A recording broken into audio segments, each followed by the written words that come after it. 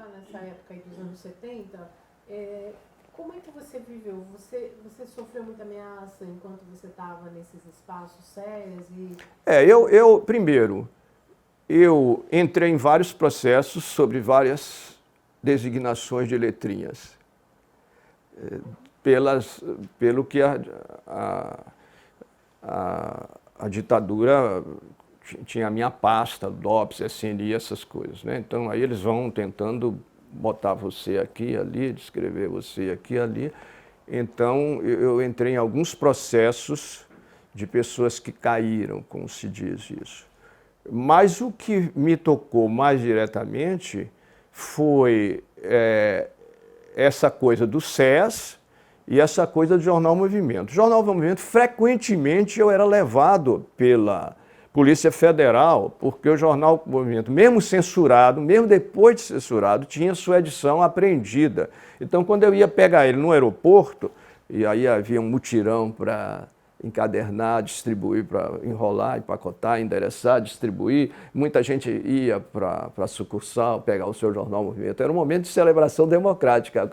A Bahia, vamos dizer assim, esperava a chegada do Jornal Movimento. E aí, muitas vezes, o jornal não vinha e vinha a polícia para me levar, para dar declarações, satisfações, sofria ameaças.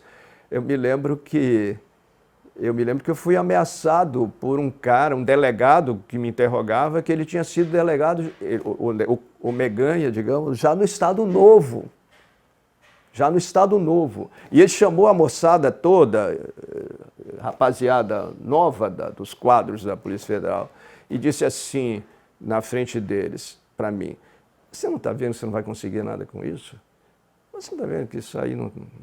E se eu quiser, deixo você aqui 6 meses ou até desapareço com você e isso não vai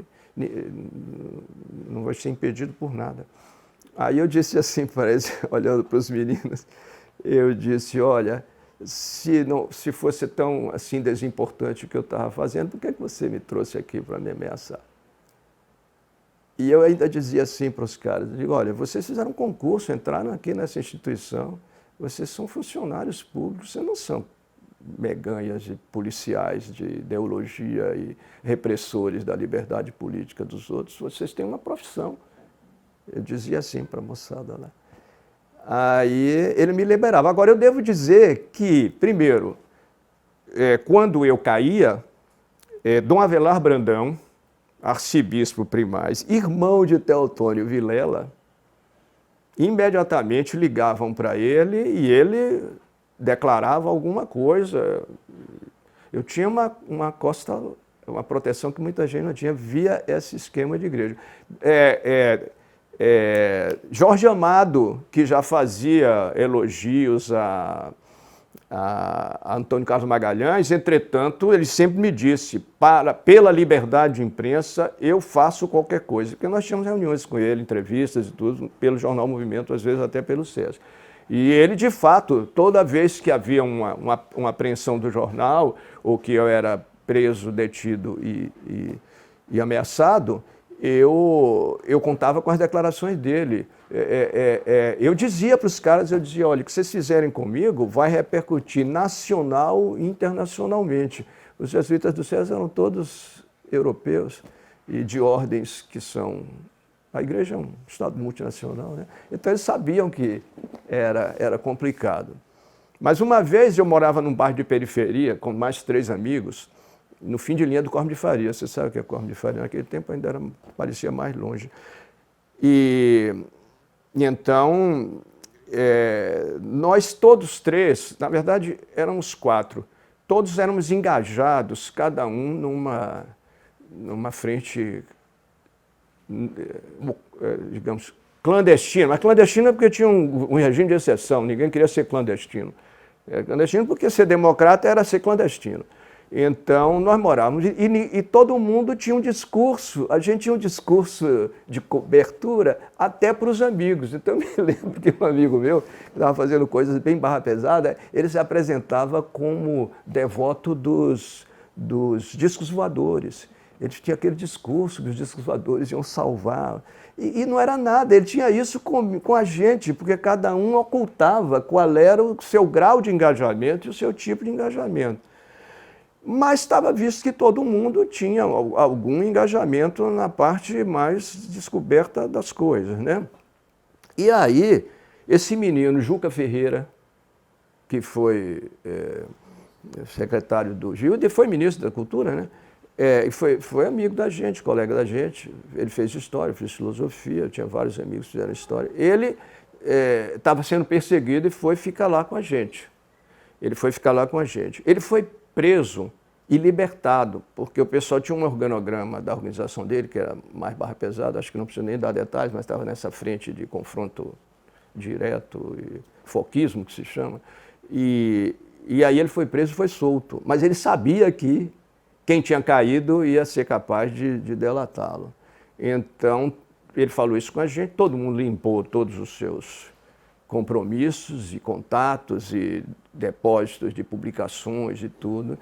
E a gente combinou os discursos que ia fazer e demos fuga a Juca, para ele não ser morto, porque ele seria morto.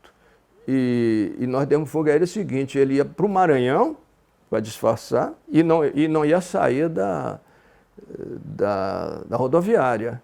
Então, nós compramos a passagem, eu fiquei no Fusquinha, o tal Fusquinha que não fechava a porta direita, com ele, esperamos o ônibus sair, corremos lá para as tantas, ultrapassamos o ônibus, mostramos a passagem pela janela assim, o ônibus parou, ele entrou e foi embora, escapou com vida. Ele não pegou o ônibus na rodoviária? Não pegou, porque se pegasse a rodoviária estava cheia de olheiro. Então nós usamos por isso que eu digo que a gente precisa ser um pouquinho também esperto. Então, mas aí em seguida a gente já sabia, a gente foi pego e levou. Sim, quando a gente voltou para o apartamento, a gente saía durante o dia, 2 dias depois a gente voltou, os moradores estavam tudo com os olhos assim, diz que o apartamento foi cercado por militares armados até os dentes, tudo estava revirado no apartamento, estava revirado. E aí a gente já sabia que eles iam nos pegar e nos levaram para o quartel-general da 6ª Região Militar. E lá nos interrogaram, nos ameaçaram, nos interrogaram separadamente, mas a gente tinha exatamente... Eu e Manuel, Carlos Emanuel Macedo Silva, que já morreu de uma aneurisma, nós fomos ameaçados, mas o cara, um capitão chamado Marcelo, ele disse para a gente, já reunidos nós dois, disse assim, vou libertar vocês porque nós somos democratas, mas olha aqui o que o seu amigo estava metido.